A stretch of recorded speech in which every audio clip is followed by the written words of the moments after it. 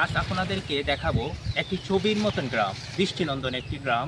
দেখুন এই গ্রামটি কত না সুন্দর আর কত না সাজানো গোছানো, একেবারে ছবির মতো।